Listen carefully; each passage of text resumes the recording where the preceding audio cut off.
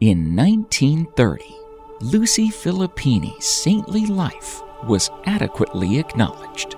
Not only was she officially declared a saint of the Church, but she was given the last available niche in the Basilica of Saint Peter in Rome.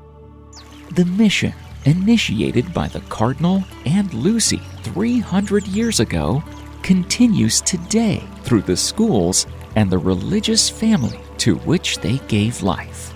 Its mission has spread beyond Italy into Europe, the United States of America, Brazil, Ethiopia, and India.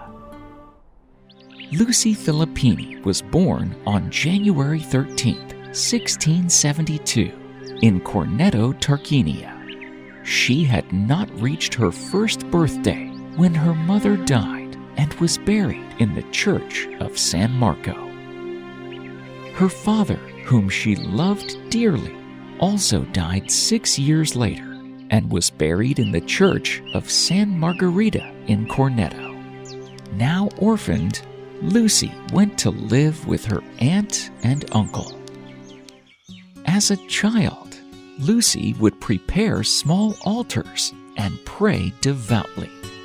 It was soon clear that she possessed a precocious intelligence, an inclination toward the spiritual life, and a modesty that was truly angelic. At times, Lucy would seek for a serene atmosphere in the nearby Benedictine nuns' monastery of Santa Lucia, where the daughters of the nobility were educated.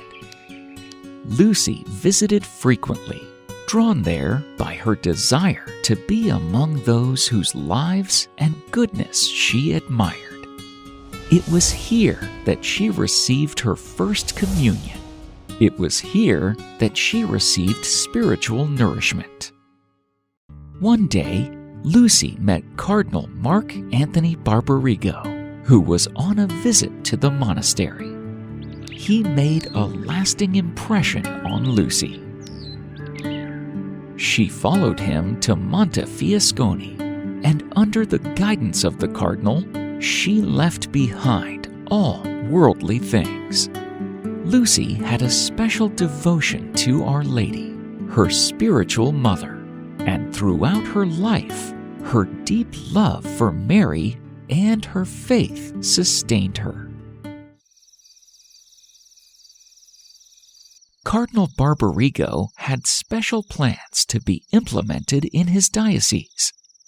He envisioned Lucy as a key factor to bring about a rebirth of Christian living. He had already begun by establishing a seminary where young priests might study and train for the ministry of the Word. The next step was to develop a Christian conscience and encourage the practice of virtue in the home. This he resolved to do by opening schools for young ladies, particularly the children of the poor, in whom he saw hope for the future. Lucy would head the schools they founded to promote the dignity of womanhood and help influence a healthy family life.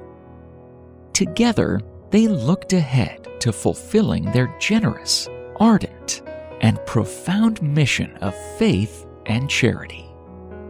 By the time Philippini was 20 years old, she had founded the Pious Matrons and was already recruiting and training teachers who would tutor the girls in the domestic arts.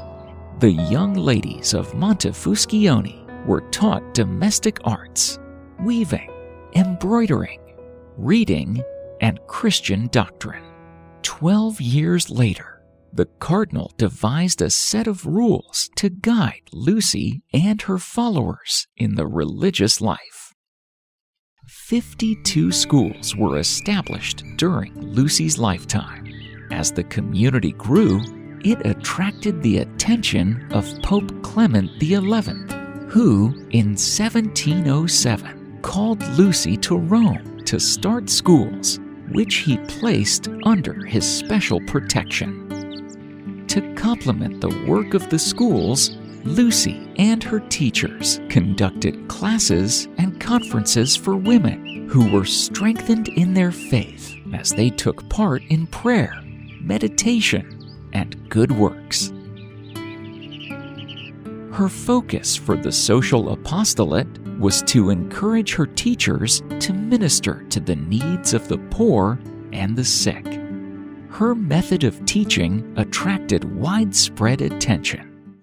Lucy died at 60 years of age, March 25, 1732, on the Feast of the Annunciation. In 1930, Lucy Filippini was declared a saint of the Church and was given the last available niche in the Basilica of Saint Peter in Rome. This mission, initiated by the Cardinal and Lucy 300 years ago, continues today through the schools and the religious family to which they gave life. Its mission has spread beyond Italy into Europe, the United States of America, Brazil, Ethiopia, and India. O God, giver of every gift, you kept St. Lucy Filippini faithful in proclaiming Christ and witnessing to him, the one teacher and light of the world.